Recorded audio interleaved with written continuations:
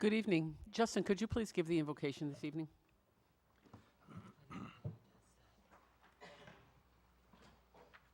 Madam Mayor, Council, everyone, good evening. Last time I was with you, I shared words of wisdom for your work on behalf of our community. And again, I share more words of wisdom tonight.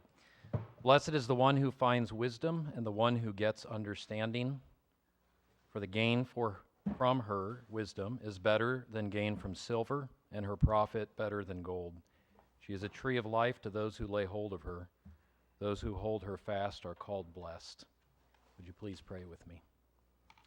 God, our maker and ruler, we praise you for your wisdom, by which you formed all things and by which you direct all things, guiding and ruling all by your perfect plan. We thank you for your goodness and mercy every day in our lives and in Freeport, in our city. We look for your blessing tonight on the work of this council. We pray that you would enable each one here in whatever capacity they serve to know their need to call upon you for wisdom. May our hearts be inclined to value the knowledge and understanding that you freely give. Lord, we thank you for our country. Thank you for the freedoms that we enjoy by this form of government and our Constitution. We thank you for those who serve at every level of government. And thank you for these men and women whom you have appointed to serve our community, especially those who are this year and even this season settling into new positions of service and leadership. Please give them the humility to seek your wisdom, the understanding and ability to make decisions that would bring about a true love of neighbor and the prosperity and safety of this community, of these people. May we not turn from truth and wisdom or from goodness and justice. May we walk in true humility, seeking first the interests of others even before our own. I ask in the name of Christ our Savior. Amen. Amen. Thank you. So now we'll officially call this meeting to order. Madam Clerk, could you please take the roll? Mayor Miller, Here. Alderpersons Clem, Here. Monroe is absent, Simmons, Here. Parker, Here. Stacy, Here. Shadle, Here. Sanders is absent, and Sellers. Oh, Joy was leaning in front of you. Alderman Sellers. Yeah, here. Am I good? I apologize. And if you could please stand for the Pledge of Allegiance led by Alderman Clem. Pledge allegiance to the flag of the United States of America and to the republic for which it stands, one nation, under God, indivisible, with liberty and justice for all. Item number 1 is approval of the agenda. Is there such a motion? So move. Second. Motion made by Alderman Clem, seconded by Alderman Sellers. All those in favor signify by saying aye. Aye. Opposed? That motion passes. Item number 2 is approval of the minutes from the special meeting on June 28th, 2023, and the regular meeting on July 3rd, 2023. Is there a motion to approve? So move. Second. We have a motion made by Alderman Shadle, seconded by Alderman Parker. All those in favor signify by saying aye. Aye. Opposed? That motion passes. Public comments on agenda items. There's none signed up for agenda items, so we'll move on to item number 4, which is the consent agenda. The consent agenda is considered to be routine in nature and acted as one motion unless there's a member of the council that would like something removed for further discussion. Is there anything, council? The consent agenda consists of approving to receive and place on file the board and commission minutes from the Liquor Commission dated June 8th and 30th, 2023, the Liquor Commission semi-annual report to the city manager from January to June 2023, the building permit reports for June 2023, the police department reports June 2023, the Greater Freeport Partnerships monthly report dated June 28th, 2023, Lauterbach and Amon report for fiscal year 2022 for police and fire pension board actuarial valuation report, the Gaspee 6768 for police and fire pension fund report, the Gaspee 7475 post-retirement health plan, the fire department report June 2023, the adoption of resolution 2023-52 for the temporary closures of the streets for the Illinois Department of Transportation for the Freeport High School's homecoming parade dated September 20th, 2023. Also approval for the finance bills in the total of $1,353,094.03 and payroll for pay period ending July 1st, 2023 in the total of $595,310.08. Is there a motion to approve? So move. Second. We have a motion made by Alderman Clem, seconded by Alderman Shadle. Madam Clerk, could you please take the roll? Clem. Aye. Simmons. Aye. Parker. Aye. Stacy. Aye. Shadle. Aye. Sanders. And Sellers. The motion passes 7-0. And item number 5 is the presentation for the auditor's report for fiscal year 2022, presented by Jennifer Martinson from the Lauterbach and Amen. Good evening. Good evening. I am Jen Martinson with Lauterbach and Amen, as Mayor said, to present the audit results for the fiscal year ended December 31st, 2022. I do want to start by thanking Michelle and Tommy and the rest of city staff for all of their hard work during the audit process. For us, it's really a 6-month process from when we have our first planning meeting with staff to presenting in front of council this evening. For Michelle and Tommy, it probably feels like a year-round process preparing for us. So we certainly appreciate all of the effort that goes into that preparation, and it made for a very smooth audit process this year, even being our first year with the city again. As council knows, an audit is required to be completed each fiscal cycle by an independent auditor. And really the goal of the audit is for us as your auditors to be able to provide an opinion on the financial statements presented this evening. And we have done that. You'll be happy to hear it is a clean audit opinion, an unmodified opinion, as we say, which is the highest opinion that we can issue, and really just means that the financial statements are materially correct as presented. So again, best news of the evening, it was a clean, unmodified opinion. I know it's a rather large document in front of all of you, so I do want to point out a few areas to focus on. The first being management's discussion and analysis, or what we call the MD&A, which is going to start on page 5. So that's really going to be the executive summary of the audit report. It takes this rather large document, again, that I said is about 150 pages and summarizes it nicely into 11 easy to read, easy to follow pages that really just focuses on the highlights for the financial statements, changes from last fiscal year to this fiscal year. There's some important charts and graphs there that you can see as well. And really, if council focuses just on those 11 pages, you'll have a full comprehensive understanding of the entire document. So again, I think the best place to spend your time would be in those 11 pages on page 5. Just to touch on one highlight for the year, I do always like to comment on the general or the operating fund for the city. So the general fund balance did increase this year, have a surplus of revenues over expenditures of approximately $4.9 million after some significant transfers, with ending fund balance of approximately $25 million for the year. The other section I did want to point out is your budgetary comparison schedules, which are going to start on page 91 and continue in more detail on page 98. Typically another area for council to focus on is those budgetary comparison schedules. And again, to speak to the operating of the general fund for the city, the general fund did come in over budget for revenues and under budget for expenditures for the year, which again adds to that surplus that you saw. Additionally, as part of our audit process, we do review the internal control environment for the city and would provide any communication to council this evening if we had any difficulties during the audit, disagreements with management, any red flags during that review of internal control. I'm happy that we have nothing to report this evening. We do also provide a smaller document that I do believe everybody has in front of them called the management letter.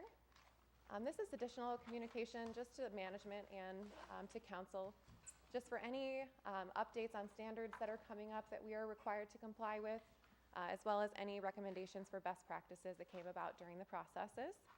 So I will just briefly go through that management letter so you guys can see those comments.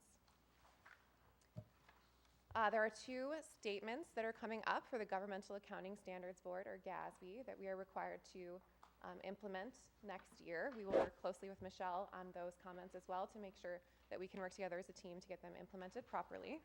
So that covers 1 and 2.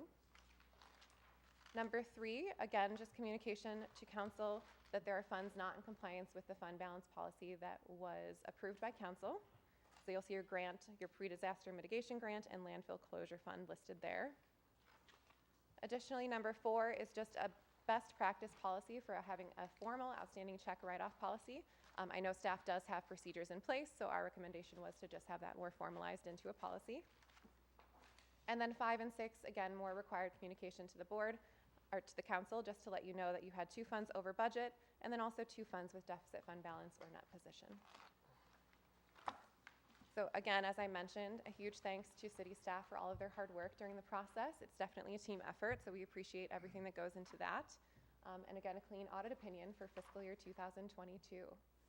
I'd be happy to answer any questions that you might have this evening.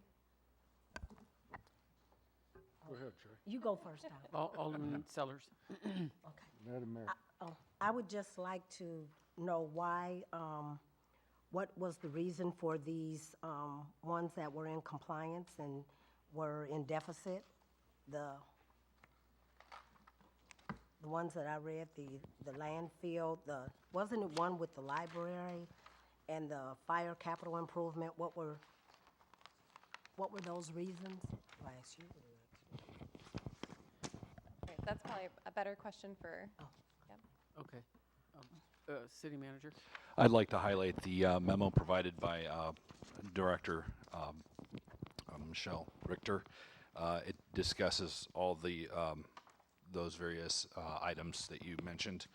Item 1, 2 regarding the GASB rules. Item 3 discussing the pre-disaster mitigation fund and grant funds. And then 4 and 5 are at the last part of that memo. So please refer to that.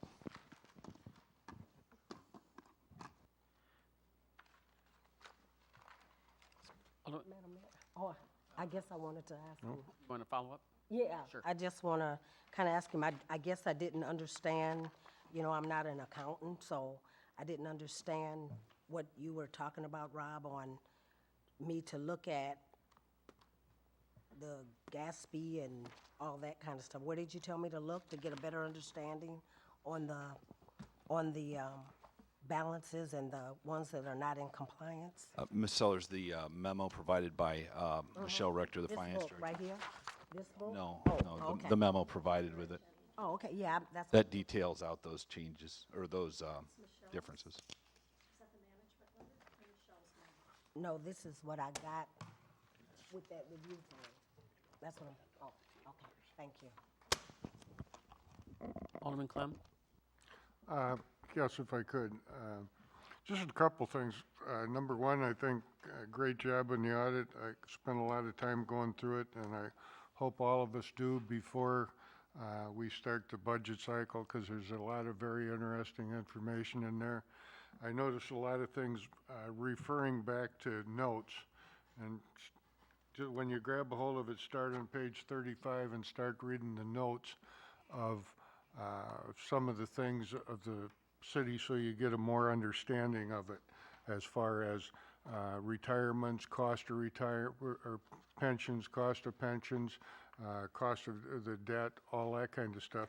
But one question that I want to ask, and Rob, could either be any one of you guys. It shows the landfill closure at $5.2 million. I know there's problems there, and there's leachate, and they've been there for years, and we've been working on it for years. But it kind of showed up as a debt thing, and I was just kind of surprised at that. And I'm not an accountant either, so I'm just asking. I would like to ask Michelle or Director Richter to address that. So every year we we ask our engineers to tell us what it'll cost to close the landfills. Okay. And we have, is it 3, I think? And so every year, for a few years, that cost will go down, but then something will happen and that cost will go back up again. And that liability is something we have to record every year. And so that's where that comes from. Manager Boyer. Add to that, the landfill is an ongoing liability to the city. It requires various maintenance. leachate collection system. This recently in landfill 4, we put in a bypass that was about a $250,000 improvement to cell 23, so we could drain the leachate. So it's an ongoing liability to the city, and I believe that's the reflection that's reflected here. Could I go follow Go up? ahead. And just to follow up on that, and part of it would be for the audience too, is the fact that the state of Illinois keeps changing the rules on this. Every year, they come up with a new idea and something that you ought to have to do. I can remember one year there was a great debate about if you plant trees along the whole top of the landfill, everything will go away, and 2 years later, that wasn't acceptable anymore. So this has been a battle that's going on, but it used to be a lot less money, but it's something that we always keep an eye on that, right? Thank you. Appreciate it. Any other questions for Jennifer? Thank you, Jennifer. So I will entertain a motion to approve and to receive on file the auditor's report. So move. Okay, go ahead, We have a motion made by Alderman Clem, seconded by Alderman Parker. Madam Clerk, could you please take the roll? Clem, Aye. Simmons, Aye. Parker, Aye. Stacy, Aye. Shadle, Aye. Sanders, Aye. and Sellers. Motion passes 7-0. Thank you so much. Thank you. Item number 6, it appears we don't have a representative here, so I guess we'll move on to item number 7, which is the first reading of ordinance 2023-35. Madam Clerk, could you please read this for the record? Ordinance approving a special use permit application at 1405 South Benson Boulevard, submitted by Eagle Point Solar, Ted Odendahl, to examine the special use of an R2 one-family residence zone to allow for solar energy systems which utilize ground-mounted PV arrays per section 1250-01B20. Thank you. Director Tuckman. Thank you, Madam Mayor. Staff received a special use application from Eagle Point Solar, and it's for a solar energy system utilizing ground-mounted solar arrays, and the address is at 1405 South Benson Boulevard.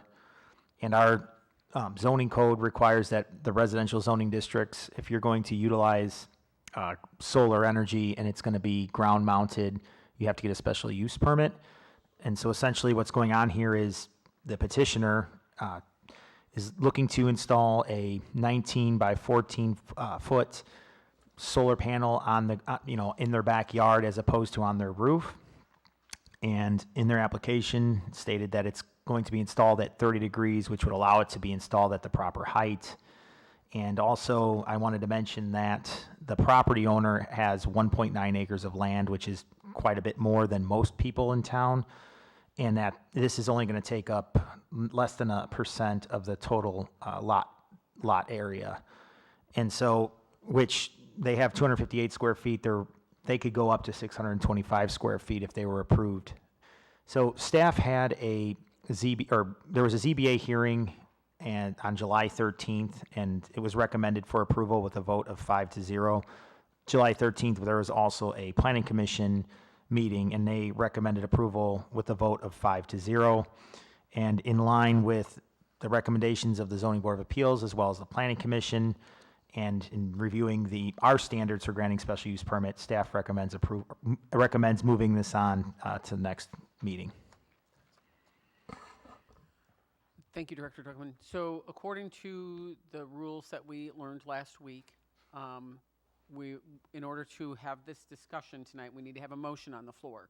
So if there's someone that would make a motion to move ordinance 2023-35 onto the next regular scheduled meeting, then we'll put that on the floor to discuss. Alderman Parker? So, second. And seconded by Alderman Sellers. Okay, so discussion. Alderman Shadle.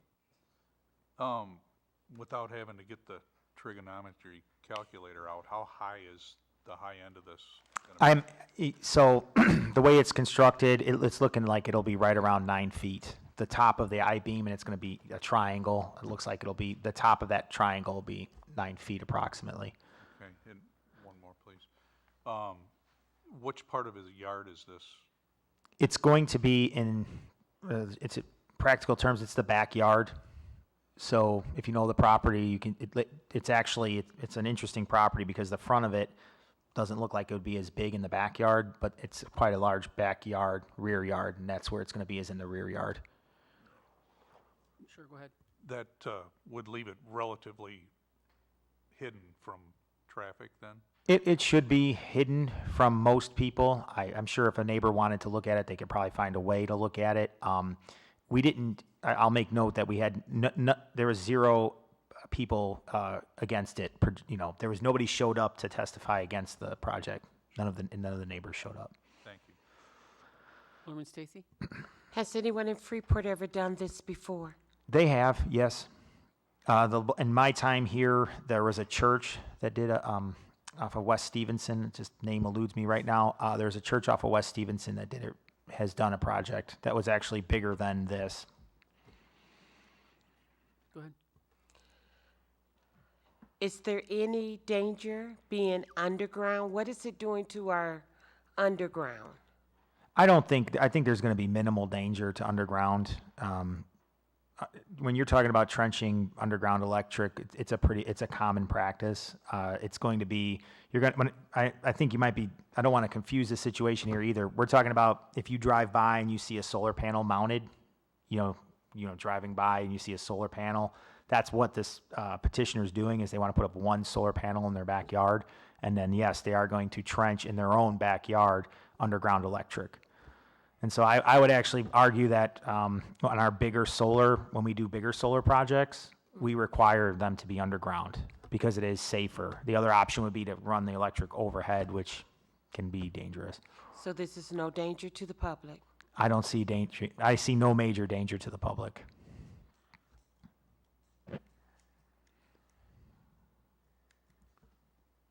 Madam Mayor, Alderman Clem? just for history purposes, there is one on one of the backyards in Bedford Drive that was put up a number of years ago, a small one, bigger than this one, but. Mm-hmm.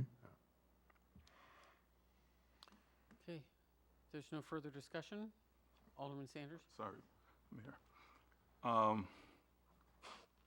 When they get done putting everything together, if they get it through, will there be a bulkhead administered to this particular solar panel?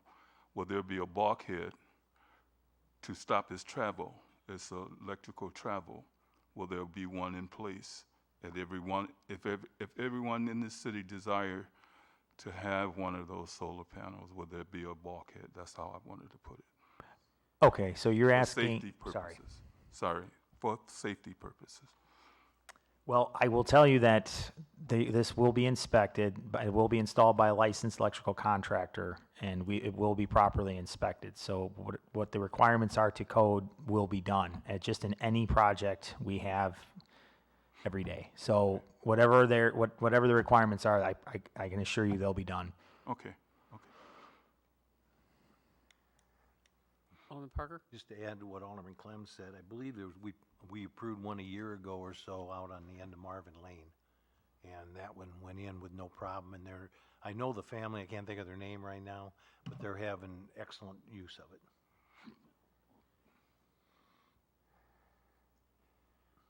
Okay, then. The motion was made by Alderman Parker, seconded by Alderman Sellers to move ordinance 2023-35 onto the next regular scheduled meeting.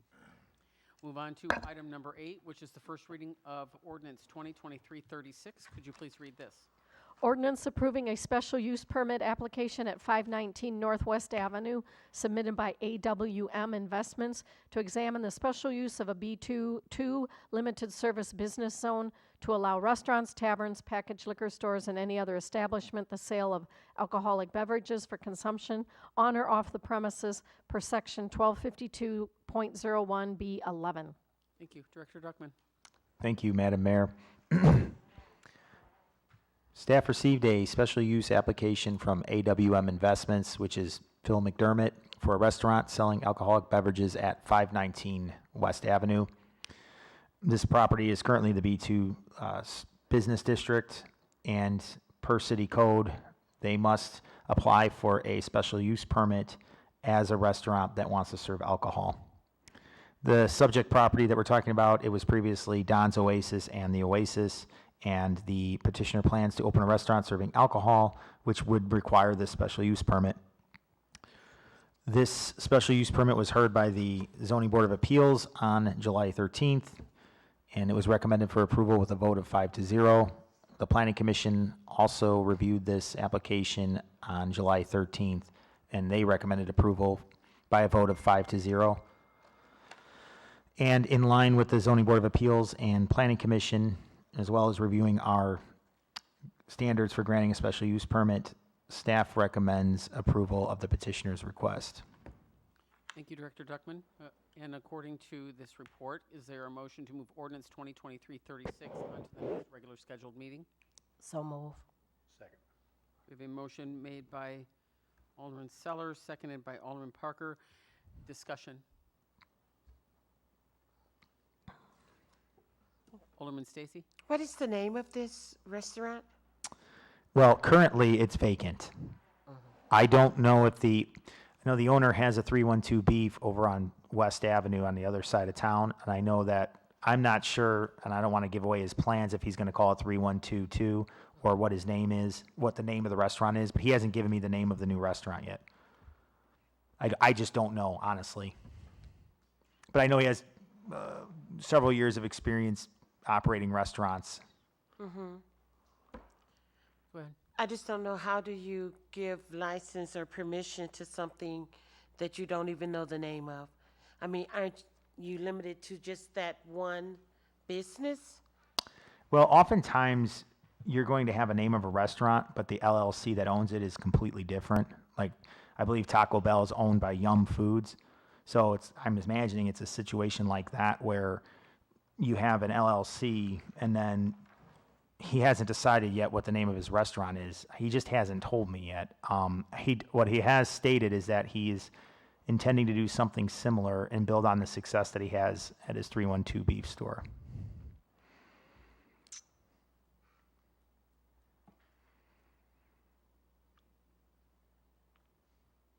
Any further discussion? Then we will move ordinance 2023-36 onto the next regular scheduled meeting. We'll move on to item number 9, which is the first reading of ordinance 2023-37. Could you please read this?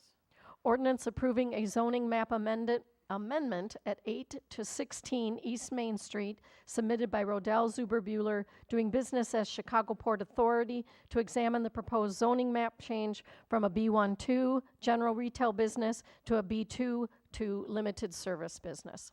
Thank you. Director Duckman. Thank you, Madam Mayor. Staff received a special use application, staff received a zoning map amendment application for the, essentially the Bluss Building, and this is over at 8 to 16 Main Street, East Main Street, and the request is to rezone the property from a B1-2 general retail business to the B2 limited services business.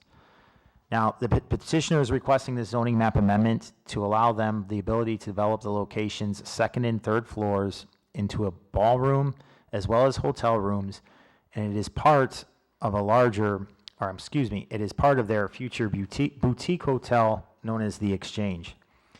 And The Exchange is going to be located at 223 South Chicago Avenue. The petitioner does not intend to change the overall structure of the building, but intends instead to renovate the existing structure into 1 and 2 bedroom family suites. And later on, we're going to be looking at the vacant lot next to this location, and we're going to be discussing, they want to rezone that as well, essentially to match the zoning of this request. So another thing to mention here is that the petitioner had the ability to run this through in their current zoning district as a special use permit. The reason for going to the B2 and rezoning to B2 is that a hotel in this situation would be allowed by right as opposed to a special use application. And if this changes hands, right now the current buyer or the potential buyer is looking at a contract. If this switches hands to a different owner, the special use would lapse under that zoning district. So what's going on here is they want to rezone to the B2 so that they can have the ability to start construction of their hotel and ballroom and get going on their bigger overall plan. I do want to mention here that this went to the Zoning Board of Appeals on July 13th, and it was recommended for approval with a vote of 5-0. This also went to the Planning Commission, and it was on July 13th, and it had a recommendation of approval with a vote of 5-0. I also want to mention that there were 4 downtown property owners that had strong words in favor of this zoning map amendment. So the neighbors, the people that live in the community, came strongly in favor of this zoning map amendment. And one of the many good things were said about the potential development. One thing I think that we all talk about is that there's vacant residential uppers in many of our downtown buildings, and you have today in front of you an opportunity to develop these upper units that are now vacant. So staff's recommending that this move forward to the next meeting. Madam Mayor? Did you want to make a motion? Yeah. Okay. Second. So we have a motion for ordinance 2023-37 to move forward, made by Alderman Clem, seconded by Alderman Shadle, according to the presentation. And Alderman Clem. I attended both of those meetings. Rocky was there with the people from downtown. As you look at this, it's tied in with item number 10, and it was really split up and explained to great detail what was going to happen. And it's basically the use of the building above Licky's, the parking lot that used to be Twin Eagles, and possibly more, and also the areas on second and third floor that are above Black Dot, which Rocky currently owns and has remodeled. The thing I liked about the project, and it was also mentioned, that this isn't necessarily going to start tomorrow. This is in the planning stage, and all the details need to be worked out first before they start to move forward on who's going to do what and so on and so forth. And it was very well laid out in that way. It did have the support from people from downtown, and it also will give some unique ability to using this space. There's no doubt about that. And based upon Rocky's background and based upon the work that he's done at his other buildings, I believe this to be a great project for the downtown.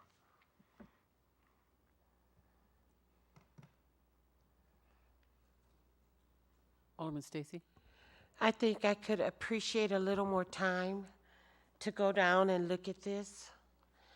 And if they're not ready to move forward,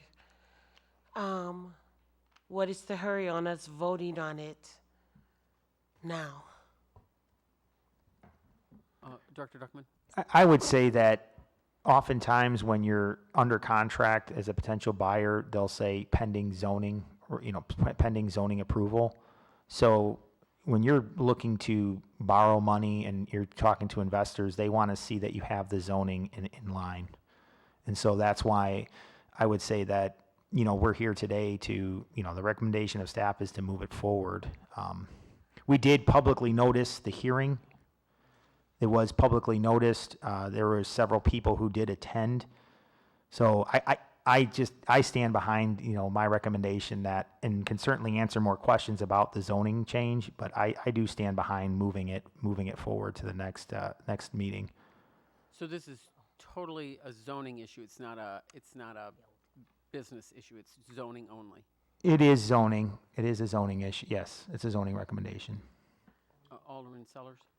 I mean, I guess because I work at Licky's, I don't want to be speaking it up, but I do know that at one time, way back before any of us was born, that it used to be a ballroom and it used to be apartments and all that stuff. When they had the antique mall up there, you could go up there, you could see that. And then when they had the fire at Two Eagles, Tom,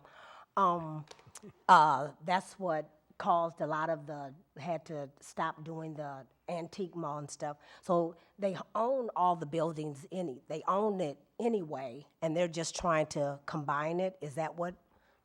No, excuse me.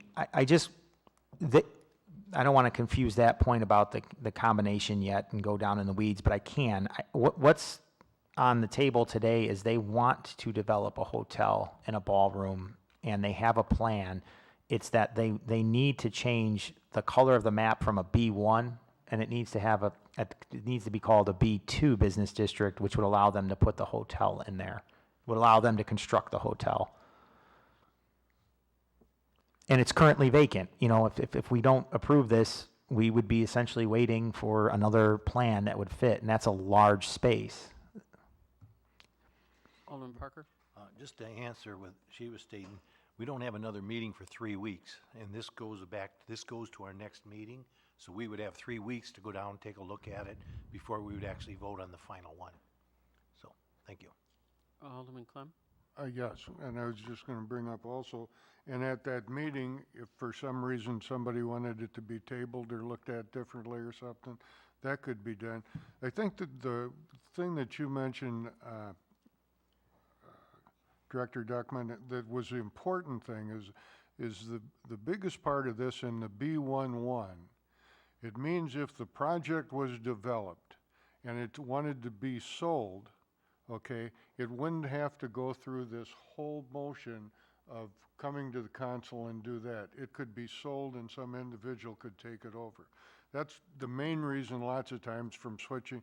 One of the questions, could this be done in the commercial, in the current zoning? Your question, you're asking me that question? Could this be done in the current zoning? It could be done as a special use application. So that's exactly your point. You said, hey, if they do this under the B1, they would be here today asking for a special use, but then when they sold it, they would have to go through exactly your point. They would have to go through that again.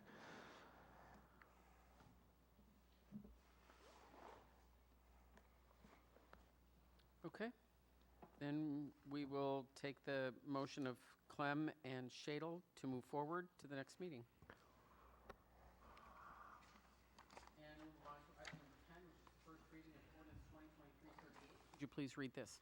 Ordinance approving a zoning map amendment at 18 East Main Street submitted by Rodell Zuberbuehler, doing business as Chicago Port Authority, to examine the proposed zoning map change from a B1-2 general retail business to a B2-2 limited service business.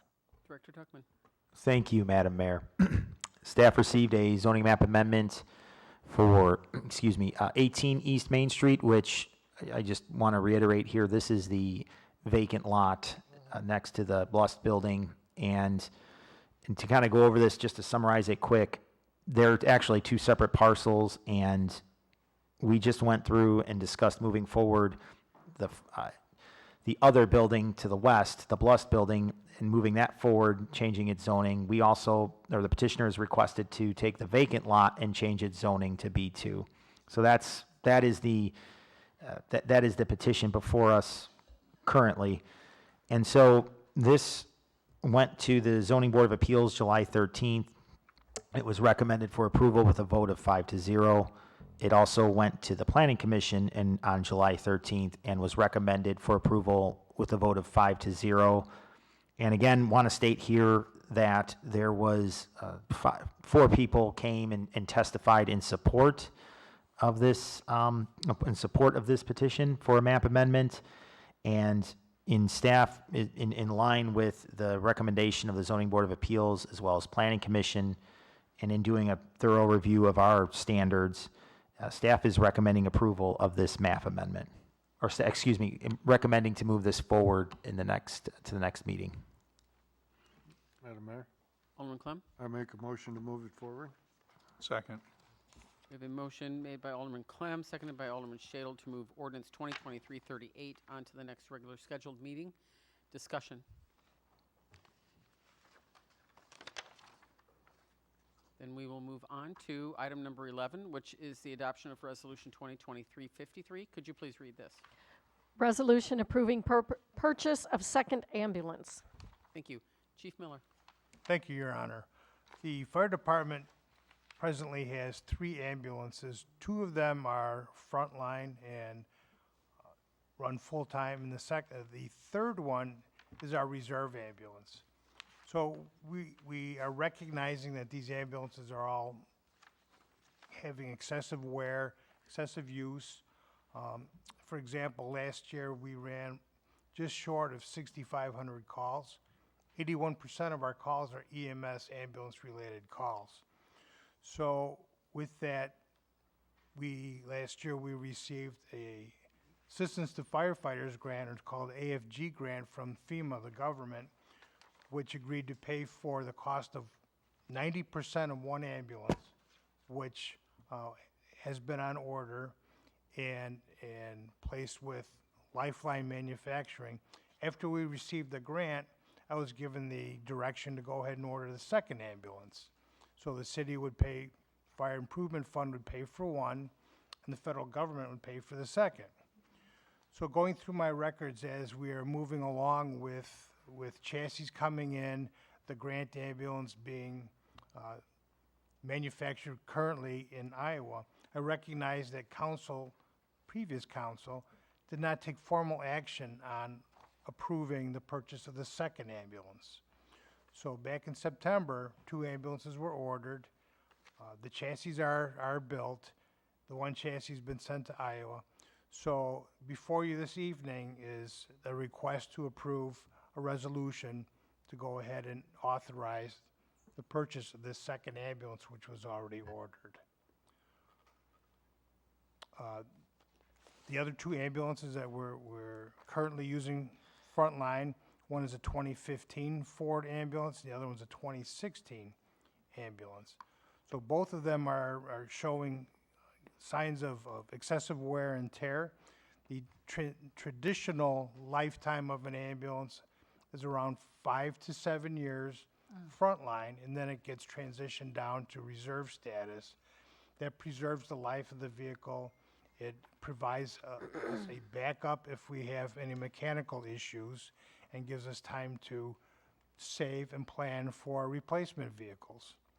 So for example, today, both the 2015 ambulance and the 2016, they were both out of service because of mechanical issues. So this is a timely request to bring in new equipment that's going to last us quite a bit of years going forward. So again, the one ambulance is paid for by the government, and that's in process. The second one, the chassis has already been built. We're waiting for that to be shipped to the ambulance manufacturer.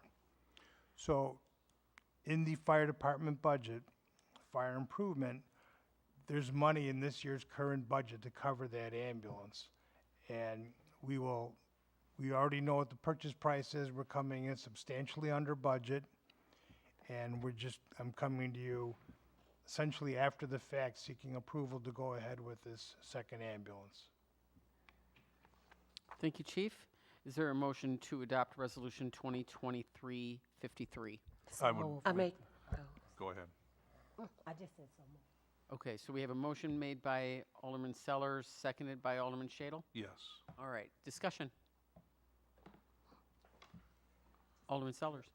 Yes, I would just like to know what you're going to do with the extra ambulance.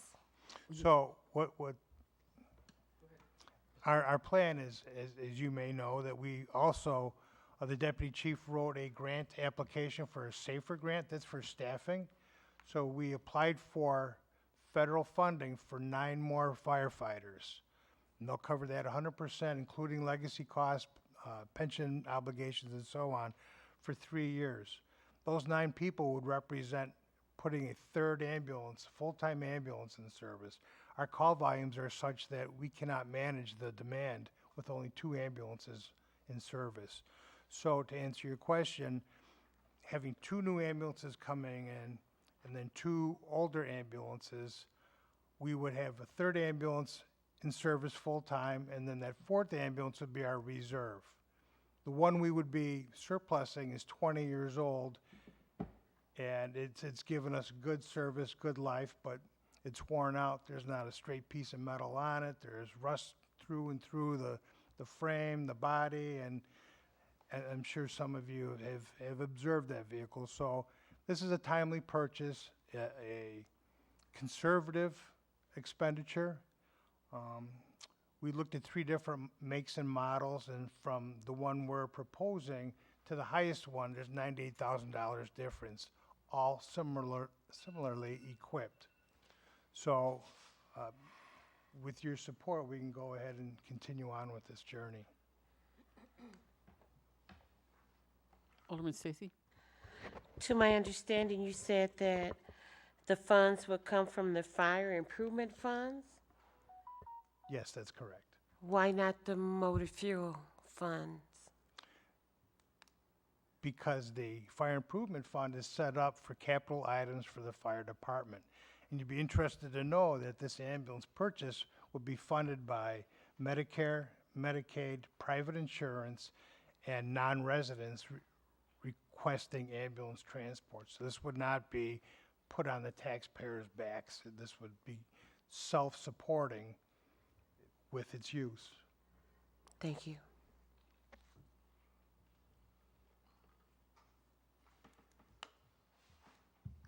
If there's no further discussion, Madam Clerk, would you please take the roll? Clem. Aye. Simmons. Aye. Parker. Aye. Stacy. Aye. Shadle. Aye. Sanders. Aye. Sellers. Aye.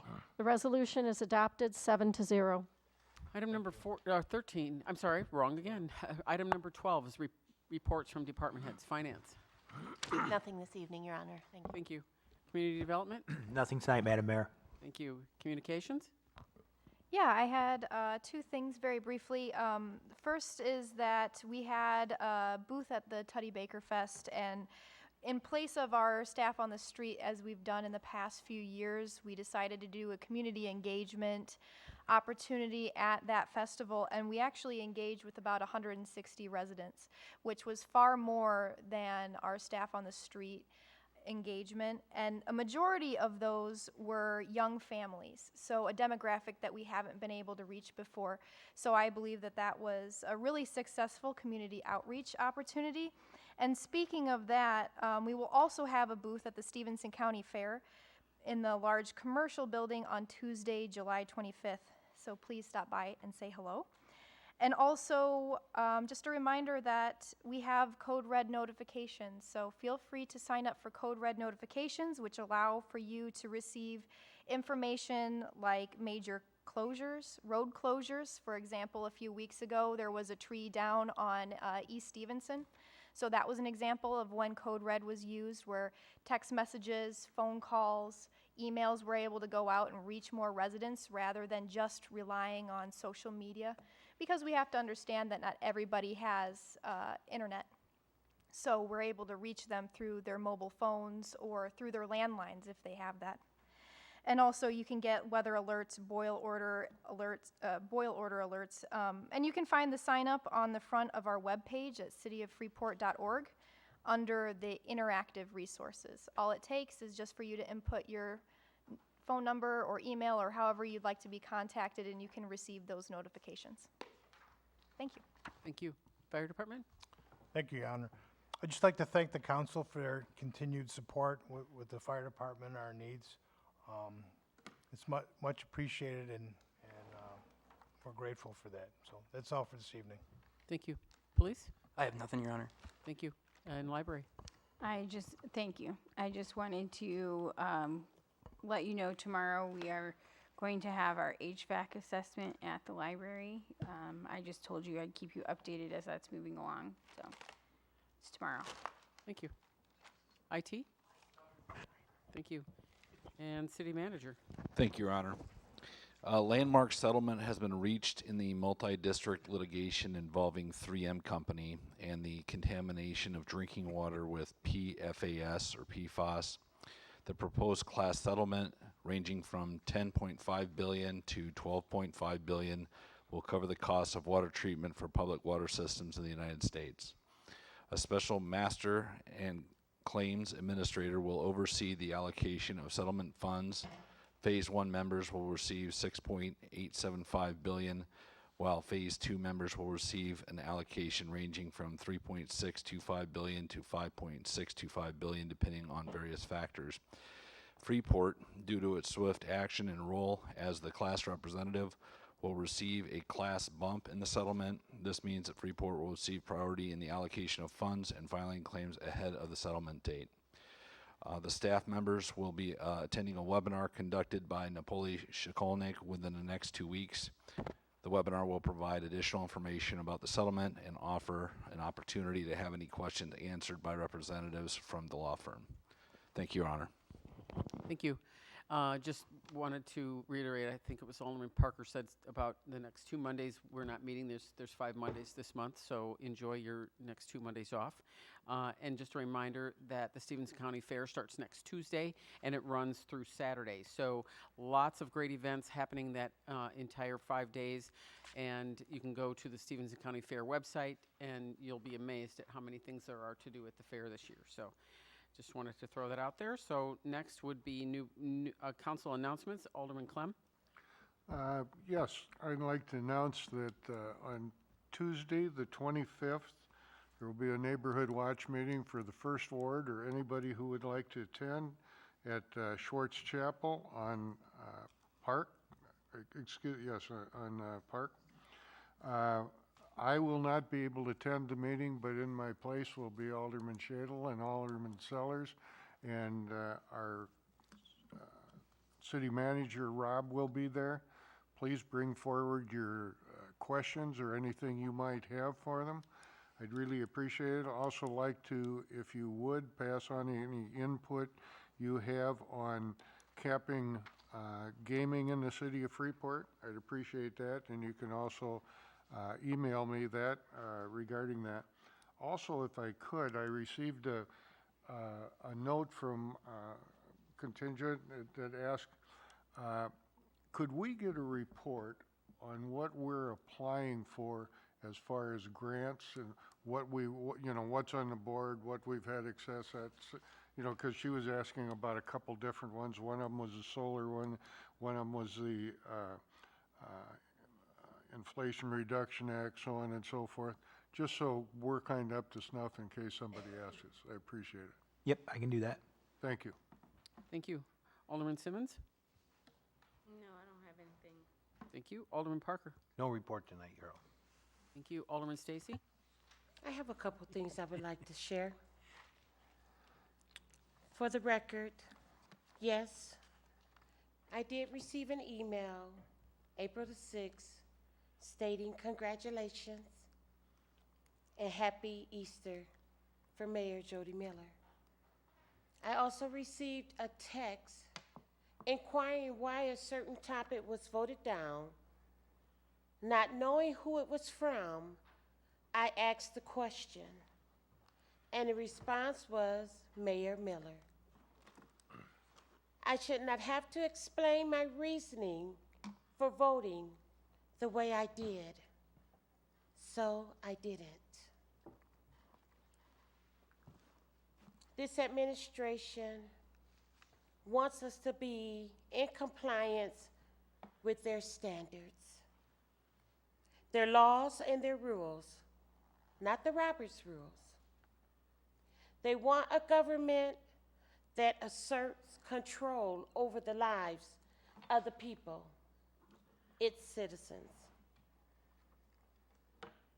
One thought, one voice, and one vote.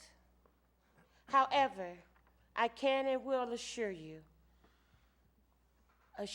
all, that as long as I am on this council, that will never be achieved. The time is now for you, the people, to get up close and personal. We need you here, telling us your needs, wants, and your desires. We're here for you, not for them, nor ourselves, but for you, the citizens. This city, a city that received its name from the founder, William Tuddy Baker. And Tuddy was given to him by the Winnebago tribe. once known as the Winter Shake, but later, due to a ferry that crossed the Pecatonica River, a time where if money wasn't an option, it didn't matter, making the ferry crossing free. A free port, William Tutty Baker's wife said, if you will.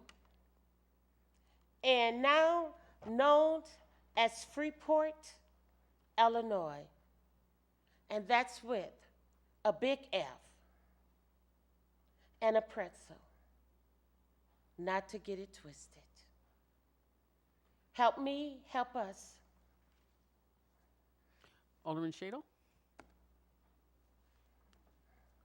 Nothing tonight. And Alderman Sanders? I have no report at this time. And Alderman Sellers? The only thing I have, Mayor, is that I did have a I had a community meeting last Thursday and Friday, which I was very happy with. And one thing that did come up that I wish the communication director would have mentioned was helping this Hispanic community get the information and get things wrote out in Spanish so that they can read and they can understand, or the newsletter going out in Spanish so that they could understand, because we have a very large population. And that was one thing that I really thought was very good. So that was one thing that was to my heart that I wanted to bring out, and that was it. And that concludes council announcements. Item number 16 is public comments. Francis? Yes. Hello. My name is Francis Ammons. Some of you know me. Could you pull the microphone down? Thank you, ma'am. I live in 3rd Ward. I have been there since 1945. And I love the ward. I love Freeport. And I'm here on behalf of the Pearson family reunion that we just had the same time you had the Tutty Baker, just to thank the city and thank all of you for the hospitality that you showed our family. There are over 100 people that came here and visited Freeport. Some hadn't been here for years, but the hospitality that you presented to them and some of the things that you gave to us, it mean a lot to us. And I just want to tell you, we love you. We love what you're doing. And we just want to stay in communication with you, because Freeport is a great place to live. Like I said, I've been here since 1945 and on the same street. And we're going to be working on that too. Thank you. Thank you for your kind words. Are there any other public comments this evening? Seeing none, we will move on to item number 18 is adjournment. So moved. Second. That's cool. Adjournment made by Alderman Sellers, seconded by Alderman Shadle. All those in favor signify by saying aye. Aye. Opposed? Have a good evening.